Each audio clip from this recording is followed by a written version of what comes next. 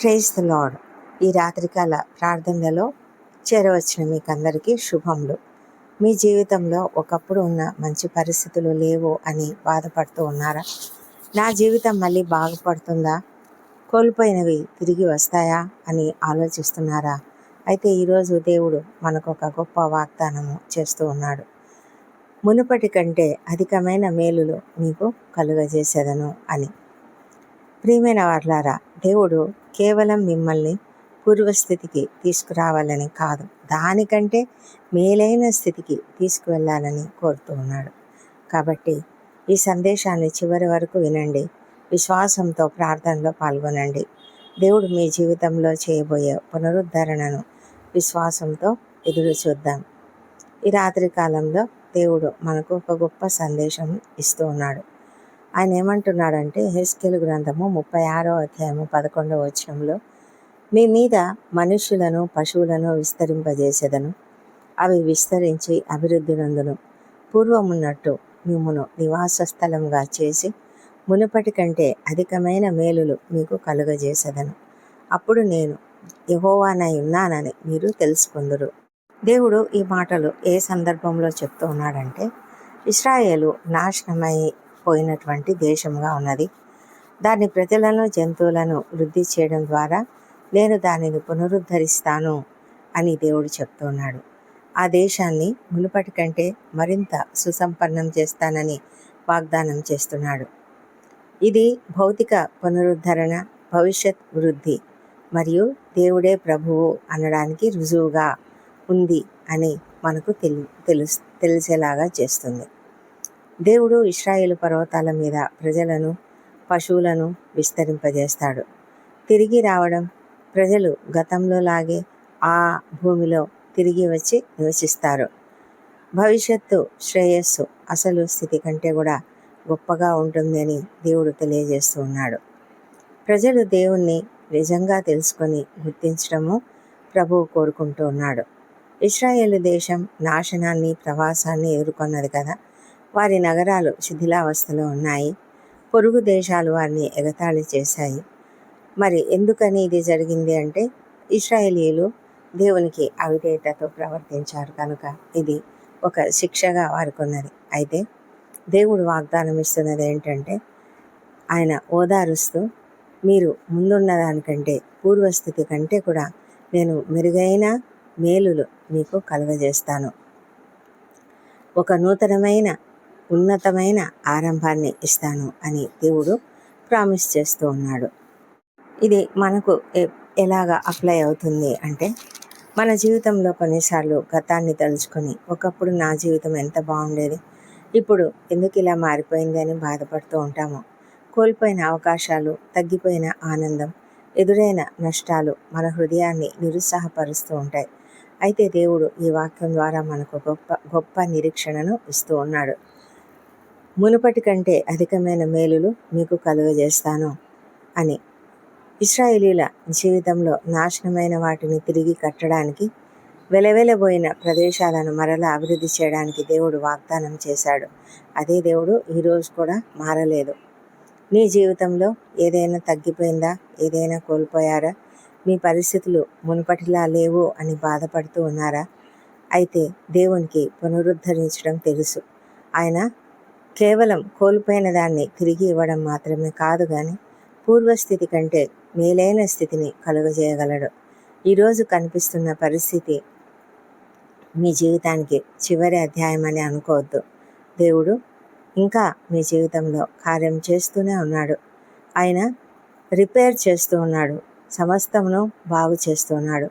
ఎండిపోయిన నేలలో తిరిగి చిగురు పుట్టించగలిగిన దేవుడు మీ జీవితంలో కూడా నూతనమైన ఆశను, అభివృద్ధిని, సమృద్ధిని కలుగజేయగలడు. కాబట్టి ఈ రాత్రి మీ భారాలన్నిటినీ ఆయన చేతుల్లో పెట్టి ఇలా విశ్వసించండి. ప్రభువా, నా గతం కంటే నా భవిష్యత్తును మేలైనదిగా చేయగలవు, అలా చేయగలిగిన వాడవు నీవే.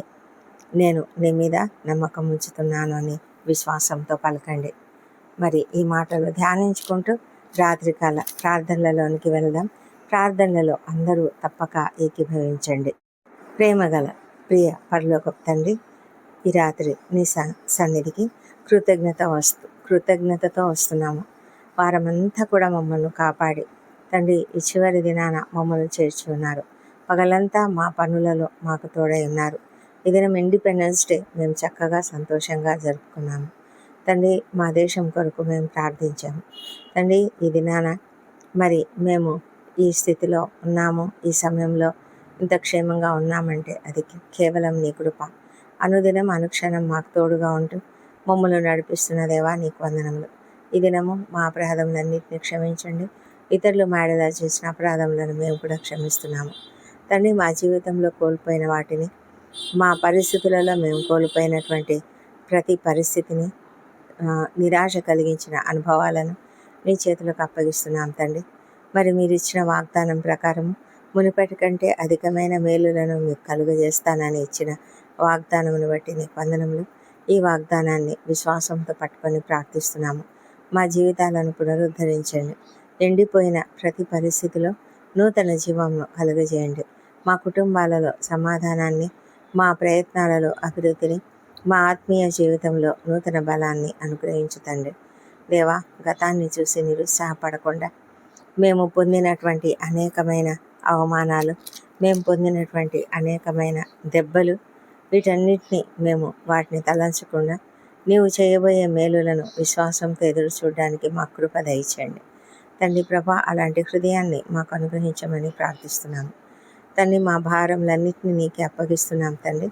ఈ దినమంతా మాకు తోడై ఉన్నదేవా, ఈ రాత్రి కూడా మాకు తోడై ఉండండి తండ్రి. మంచి నిద్రను అనుగ్రహించండి, మంచి విశ్రాంతిని అనుగ్రహించండి. మా కుటుంబాన్ని మీ చేతులకు అప్పగించుకుంటున్నాం. కుటుంబంలో పెద్దవారిని దీవించి వారికి మంచి ఆరోగ్యం అనుగ్రహించండి. చిన్న బిడ్డలను దీవించి వారిని నీ దయందును మనుషుల దయందును వర్ధిల్ల చేయమని ప్రార్థిస్తున్నాము. మంచి మార్గంలో వారి పెరుగుటకు సహాయం చేయండి. మా దేవా ప్రభా, ఎవరైతే ఏ కుటుంబంలో అయితే సమస్యలు ఉన్నాయో ఆ సమస్యలు తొలగించండి ప్రభా. ప్రతి కుటుంబంలో సమాధానంలో నింపండి దేవా ప్రభా. ఎవరైనా తండ్రి నిరుత్సాహంతో నిరాశలో ఉన్నట్లయితే వాళ్ళను లేవనెత్తి వారికి తగిన సహాయం చేయండి. నిరీక్షణను వాళ్ళను నింపండి తండ్రి. మా ప్రభా, ఎంతోమంది ఆర్థికంగా అప్పుల సమస్యలో ఇబ్బంది పడుతూ ఉన్నారు. వాళ్ళని మీరు స్వస్థపరచండి తండ్రి. వారి నిరాశను తీసివేసి వారి ఎదుట అనేక మార్గములను తెరిచి వారి పరిస్థితిని అంతటినీ బాగు చేయమని ప్రభా, ప్రతి అప్పు సమస్య నుంచి విడుదల దయచేయమని ప్రార్థిస్తున్నాము. అనారోగ్యంతో ఎవరైతే ఉన్నారో వారికి స్వస్థత అనుగ్రహించండి. అనారోగ్యంతో ఉన్న వాళ్ళను త్వరగా కోలుకునేలాగా సహాయం చేయండి. క్షేమంగా నైనా వారు ఐసీలలో ఉన్నారో, వెంటిలేటర్పై ఉన్నారో, ఎంత తీవ్రమైన కండిషన్స్లో ఉన్నా కూడా తండ్రి వాళ్ళను స్వస్థపరిచి క్షేమంగా ఇంటికి చేర్చమని వేడుకొంచున్నాము. కుటుంబ సభ్యులు ఎంతగానో ఆందోళన చెందుతూ ఉన్నారు నాయన, వారికి నెమ్మదిని అనుగ్రహించమని ప్రార్థిస్తున్నాము.